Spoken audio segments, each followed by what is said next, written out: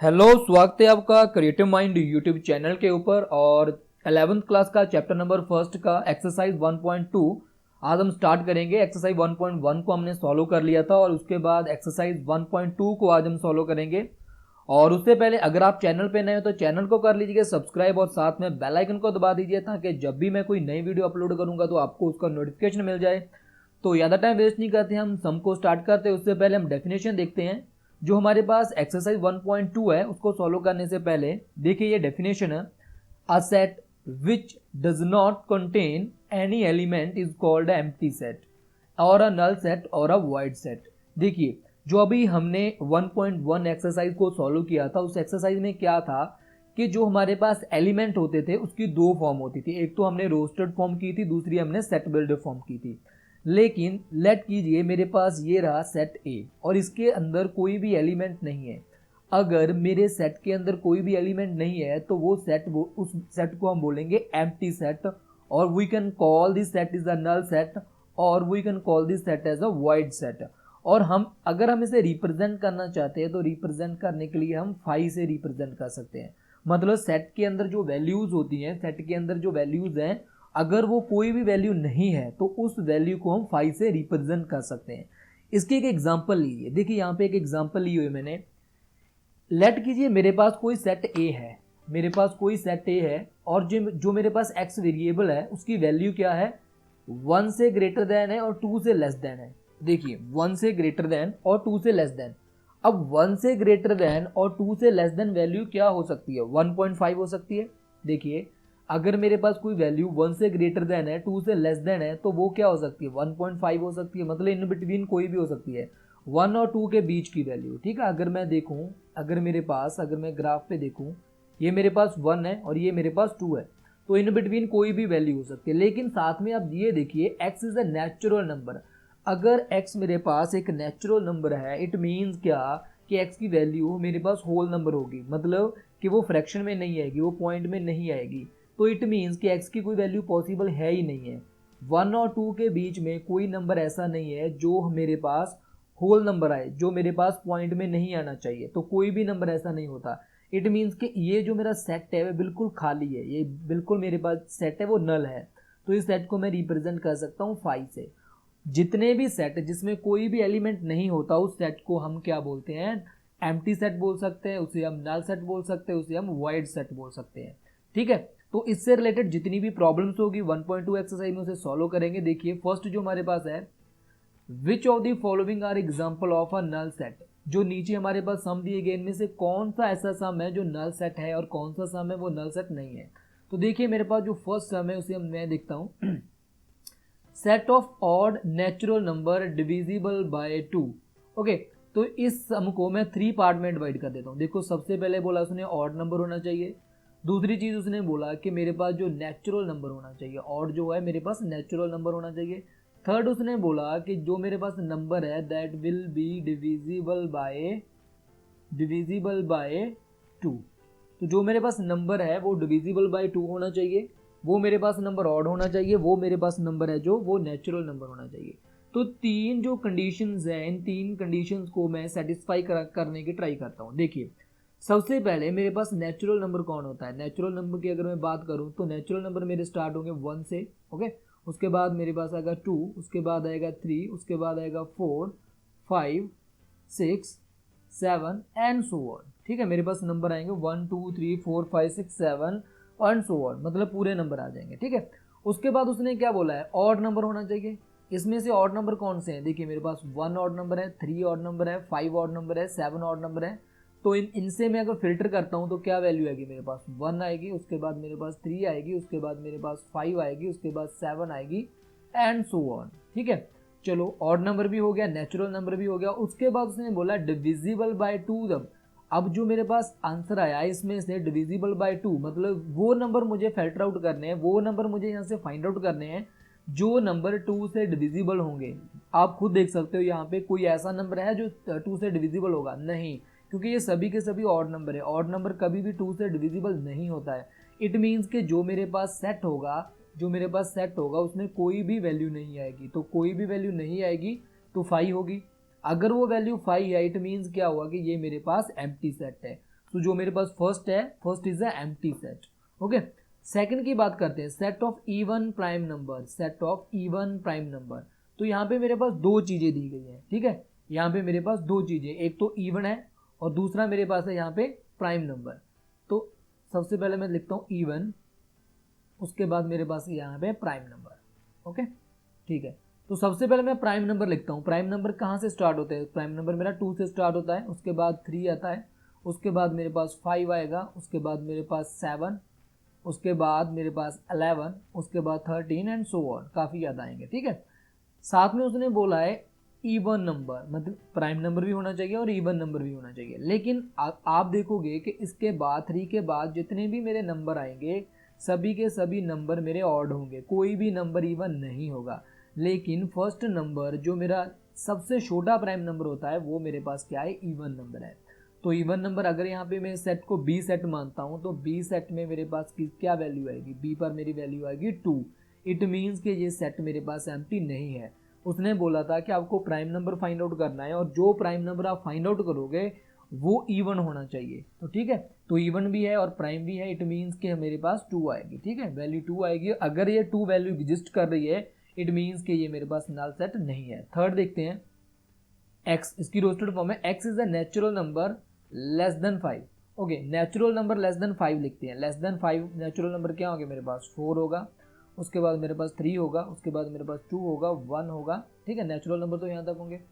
उसके बाद उसने बोला ग्रेटर देन 7, 7 से बड़े जो नंबर है, 7 से बड़े 8 होगा, 9 होगा, 10 होगा, 11 होगा एंड सो ऑन होगा, ठीक है। अब आप देखिए कि जो मेरे पास x की वैल्यू है क्या वो 1 2 3 4 और 8 9 10 11 इन दोनों में कोई कॉमन चीज़ आ रही है? इन दोनों में कोई भी चीज़ कॉमन है, मतलब x की वैल्यू मेरे पास लेस देन 5 होनी चाहिए। अगर लेस देन 5 की बात करूंगा तो मेरे पास आंसर आना चाहिए 1 2 3 4। अगर मैं x की वैल्यू ग्रेटर देन 7 की बात करूंगा तो मेरे पास आंसर होना चाहिए 8 9 10 11। तो दोनों में कोई चीज़ कॉमन ही नहीं आ रही, जहाँ तो फर्स्ट कंडीशन सेटिस्फाई होगी जहाँ तो फिर सेकंड कंडीशन सेटिस्फाई होगी। दोनों कंडीशंस को सेटिस्फाई करके मैं कोई एक यहाँ पे आंसर नहीं लिख सकता। तो इट मीन्स कि जो मेरा सेट होगा वो सेट क्या होगा? मेरा एम्प्टी होगा, उसमें कोई भी एलिमेंट नहीं होगा। तो हम इसे 5 से रिप्रेजेंट कर सकते हैं, ठीक है।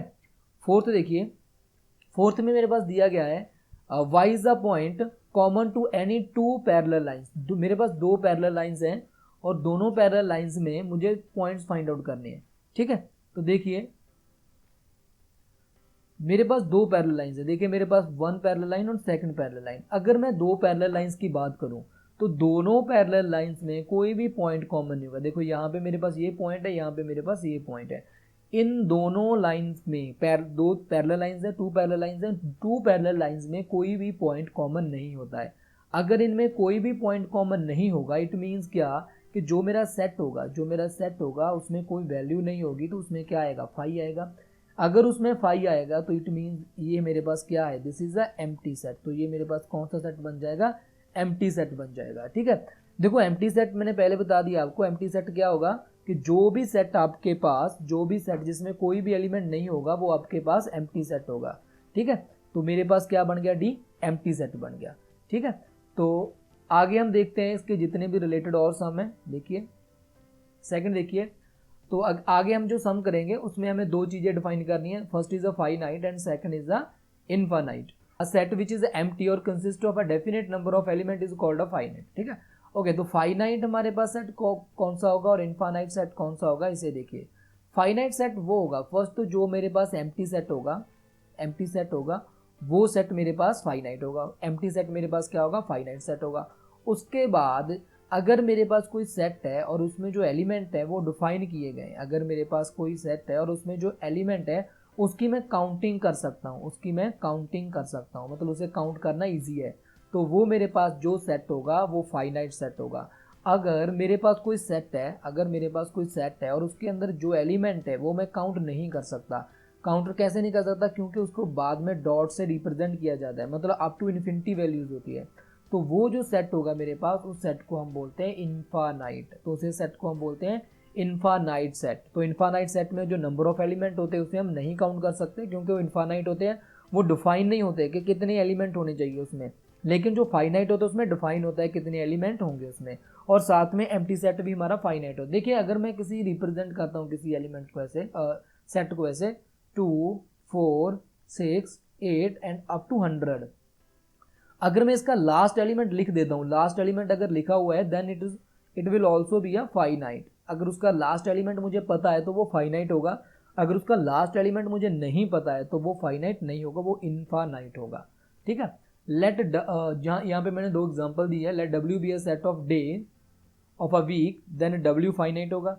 क्योंकि अगर मैं वीक की बात करूं, अगर मैं किसी वीक की बात करूं तो उस वीक में नंबर ऑफ डेज फिक्स है 7 है, अगर उसमें नंबर ऑफ डेज फिक्स है तो इट मीन्स ये फाइनाइट हो गया। उसके बाद उसने बोला let G be a set of point on a line, अगर मैं एक लाइन ड्रॉ करूं, एक मैं लाइन ड्रॉ करूं और इस लाइन पे पॉइंट्स काउंट करूं, इस लाइन के ऊपर मैं पॉइंट्स को काउंट करूं, तो इस लाइन के ऊपर कितने पॉइंट होंगे, इस लाइन के ऊपर तो बहुत पॉइंट हो सकते हैं और उनकी काउंटिंग करना भी इजी नहीं है। तो इट मीन्स कि क्या हो गया कि ये मेरा क्या बन गया, इनफाइनाइट सेट बन गया। तो फाइनाइट सेट और इनफाइनाइट सेट क्या होता है कि फाइनाइट सेट हमारा वो होता है जिसकी हम काउंटिंग कर सकते हैं, इनफाइनाइट जिसकी काउंटिंग नहीं कर सकते, उसका लास्ट एलिमेंट हमें नहीं पता होता है। तो इससे रिलेटेड हम सम देखते हैं। देखिए फाइनाइट और इनफाइनाइट से, set of month in a years, months in a years, तो हमें पता है कि एक साल में कितने मंथ्स होते हैं, 12 मंथ्स होते हैं। इट मीन कि ये फाइनाइट है, तो ये मेरे पास क्या हो गया, फाइनाइट। फर्स्ट सेट क्या होगा मेरे पास, फाइनाइट। ये देखिए यहाँ पे डॉट लगा और लास्ट एलिमेंट नहीं लिखा, तो इट मीन्स क्या हो गया मेरे पास, ये इनफाइनाइट एलिमेंट हो गया। इसका लास्ट एलिमेंट लिखा हुआ, इट मीन्स कि ये मेरे पास फाइनाइट हो गया।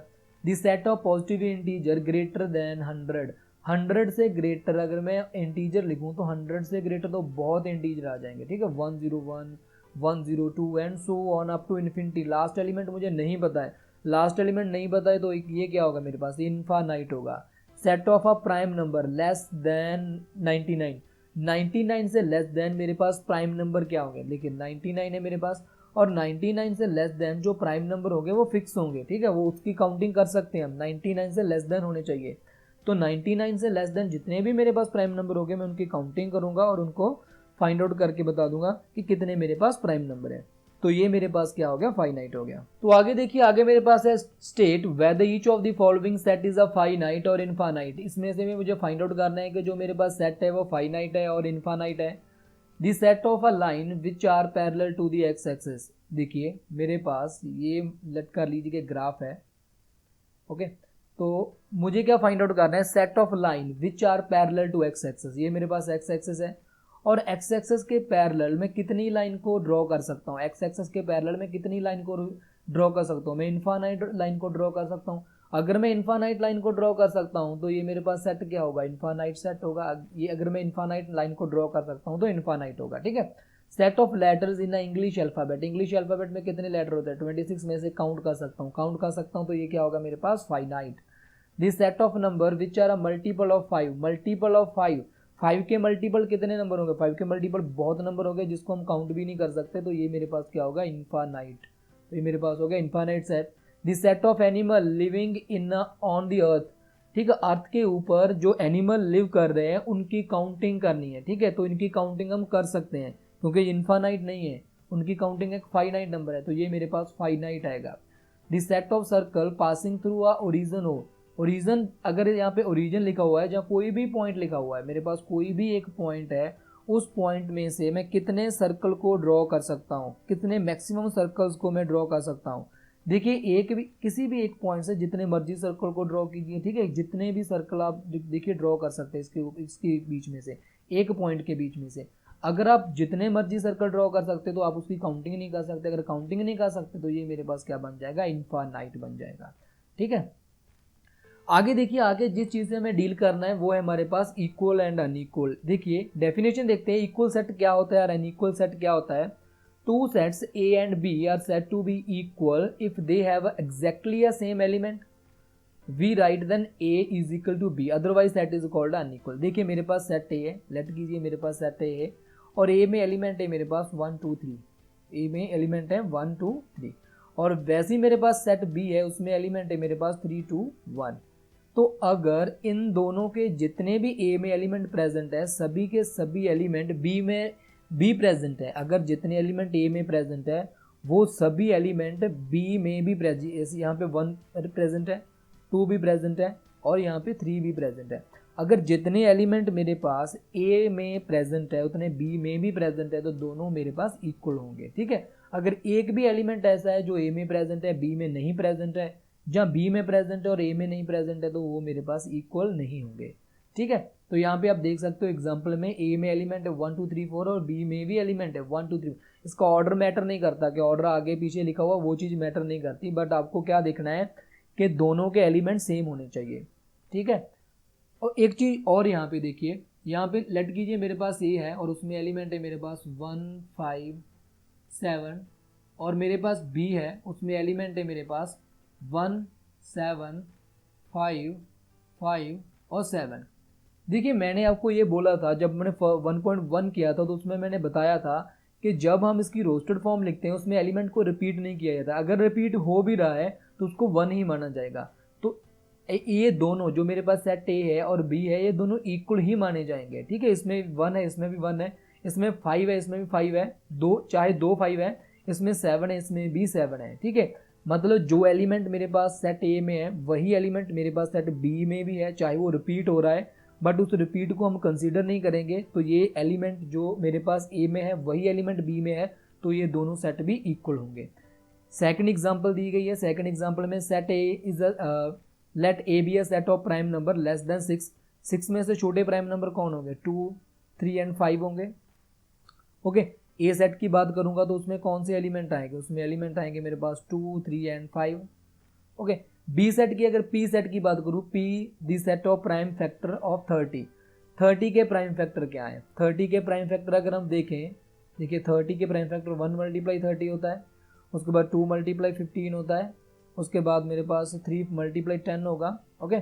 तो ये मेरे पास क्या आ गया, उसके बाद मेरे पास 5 मल्टीप्लाई 6 होगा, ठीक है। तो ये मेरे पास क्या आ गए 30 के प्राइम फैक्टर आ गए, ठीक है, set of prime factor of 30। तो 30 के प्राइम फैक्टर अगर मैं फाइंड आउट करूंगा तो यहाँ से क्या आएंगे मेरे पास, यहाँ पे मेरे पास आएगा 2 3 और 5। यहाँ पे याद रखिए जो मेरे पास 1 है वो प्राइम नंबर नहीं होता, 30 तो प्राइम नंबर है नहीं, 15 भी नहीं है, 10 भी नहीं है और 6 भी नहीं है। तो क्या आएगा पी मेरे पास, तो पी की वैल्यू अगर मैं यहाँ से देखूँ तो क्या आएगा मेरे पास 2 3 एंड 5। तो 2 3 5 दोनों में है, तो इट मीन्स कि ये दोनों मेरे पास क्या है इक्वल सेट है, ठीक है।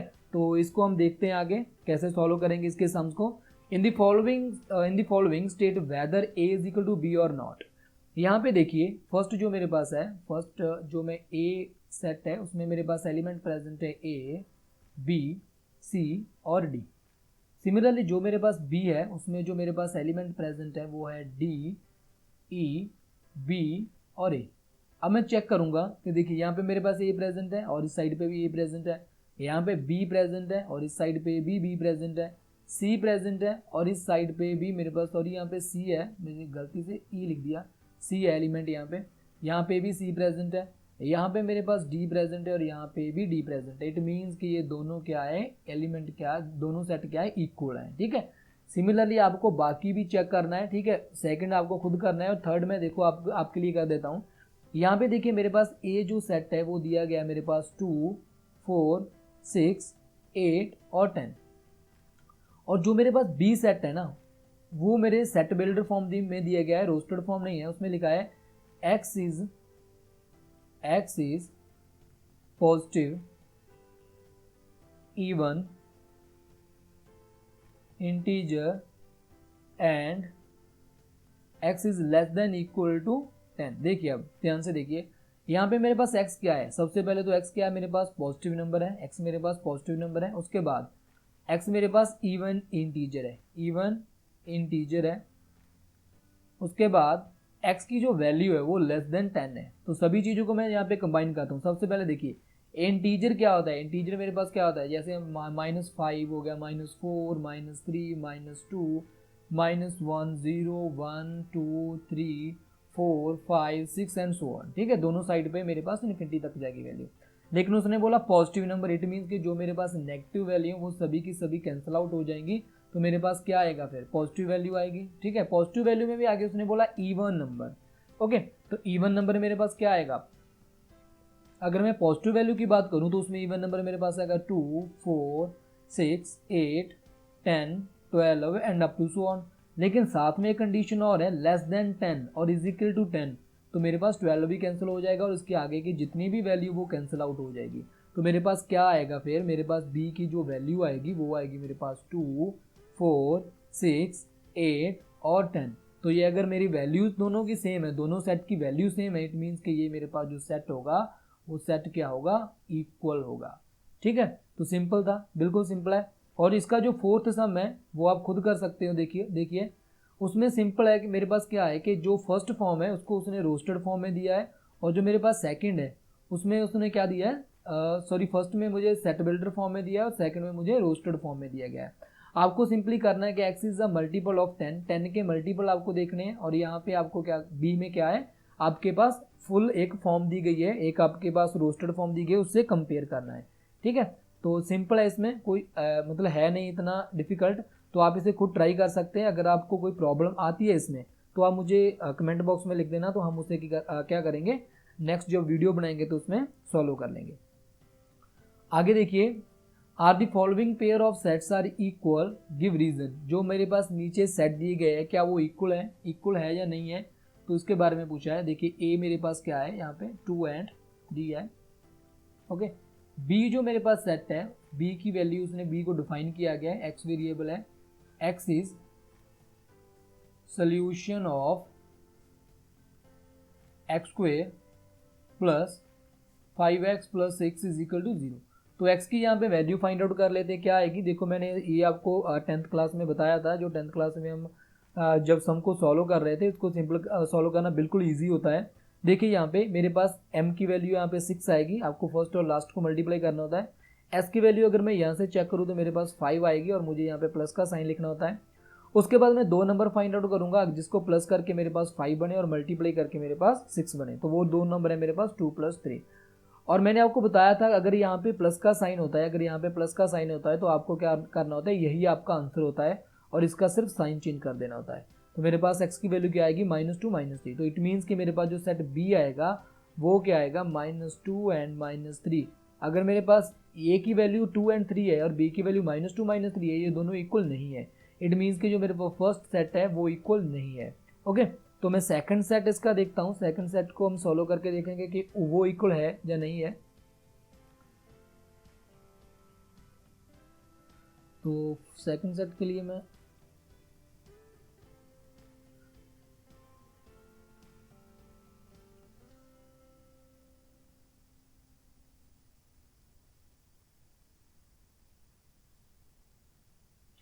ओके, तो जो सेकंड सेट है मेरे पास उसमें क्या लिखा हुआ है, a is equal to x, x is a letter in follow. ठीक है, तो इसकी अगर मैं इसकी रोस्टेड फॉर्म लिखूं तो रोस्टेड फॉर्म इसकी क्या आएगी, देखो यहाँ से f आएगा, उसके बाद यहाँ से o आएगा, उसके बाद यहाँ से l आएगा और उसके बाद l रिपीट कर रहा है तो ये नहीं आएगा, o रिपीट कर रहा है नहीं आएगा, w आएगा यस, तो w यहाँ पे आ जाएगा।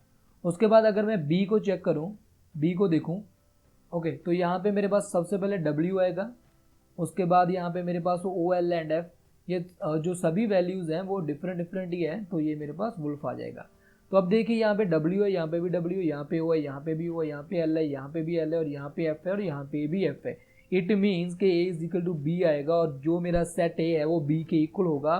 तो क्या हुआ मेरे पास, ये दोनों सेट क्या हो गए फिर, इक्वल हो गए। तो जो मेरे पास सेकंड सेट था वो क्या था, इक्वल था और फर्स्ट सेट इक्वल नहीं था। ठीक है, उसके बाद देखिए from a sets given below select the equal sets.